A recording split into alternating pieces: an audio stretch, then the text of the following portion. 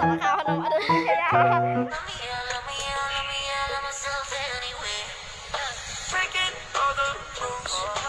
วัสดีค่ะเพื่อนทุกคนนะคะวันนี้นะก็มาอยู่กับพวกเราอีกแล้วค่ะชื่อช่องนี้ชื่อว่าใบหมอนชาแนลนะคะคลิปนี้เป็นคลิปแรกของช่องเลยเนาะโอเควันนี้เป็นคลิปนี้เราจะมาแนะนำตัวกันนะคะ